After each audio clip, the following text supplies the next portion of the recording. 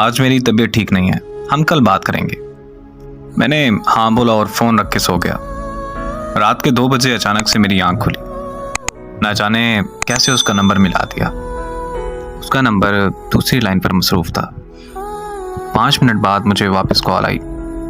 उसकी छोटी बहन बोली कि मोबाइल मेरे पास है और आप ही सो रही हैं। अगले दिन सुबह से शाम हो गई लेकिन उसने मुझसे रब्ता नहीं किया। मैंने दोबारा से कॉल की और देखा तो फिर से नंबर मसरूफ़ मिला आ रहा था। 1 मिनट बाद कॉल बैक आई और उसने मुझे कहा कि मैं कज़न से बात कर रही थी। मैं खामोशी से उसकी बात सुनता रहा और फिर कुछ वक्त तक हम दोनों खामोश रहे। फिर वो कहने लगी कि अगर ऐसे ही खामोश रहना है तो मुझे बता दो, मैं कॉल बंद कर दूं।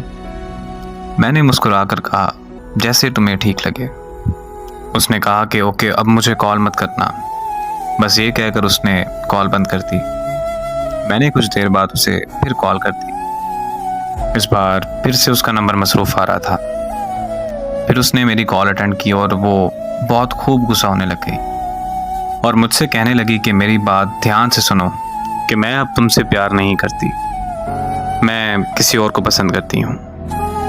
6 साल का रिश्ता उसने एक पल में ख़त्म कर दिया। मैंने उससे पूछा कि आखिर कौन है वो लड़का। वो मुझसे कहने लगी, तुम होते कौन हो मेरी लाइफ में इंटरफेयर करने वाले। मैंने उससे कहा कि यार मैं तुमसे प्यार करता हूँ, तुम मुझे भूल गई। इतने में उसको किसी और की कॉल आई और उसने मेरी कॉल कट किए बगैर उसकी कॉल रिसीव कर ली। मैंने कॉल कट नहीं की। कुछ देर बाद उसने कॉन्फ्रेंस कॉल ले ली। कॉन्फ्रेंस कॉल में लड़का बोला कि हाँ भाई, तुम्हें क्या मसला है।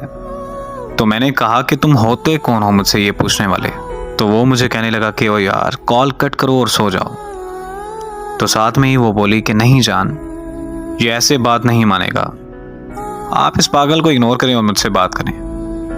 तो वो लड़का बोला कि हाँ, मैं भी तो देखूं कि ये कब तक कॉल कट नहीं करता। मोहब्बत में सितम की मिसाल और क्या तुम है। मैंने अपने महबूब को किसी और के साथ रोमांस करते देखा है। वो वक्त गुजरता गया और मैंने बहुत मुश्किल से खुद को संभाला। 3 साल बाद मुझे एक रॉन्ग नंबर से कॉल आई। मैं कॉल अटेंड करते ही उसकी आवाज़ पहचान गया। वो बोली कि कैसे हो तुम। मैंने उसे कहा कि तुम काम की बात करो बस। तो कहने लगी कि तुम मुझसे अभी तक नाराज़ हो। मैं खामोश रहा और फिर पूछा उसने कि तुमने शादी कर ली। तो मैंने पूछा कि तुमने कर ली। तो वो बोली कि लोग जिस्म चाहते हैं, शादी कहाँ करते हैं लोग। बात यह है कि जिससे आप मोहब्बत करते हैं उससे कभी मोहब्बत ख़त्म नहीं होती, लेकिन इस तरह करने से आपकी ज़िंदगी में उस शख्स का वजूद चला जाता है।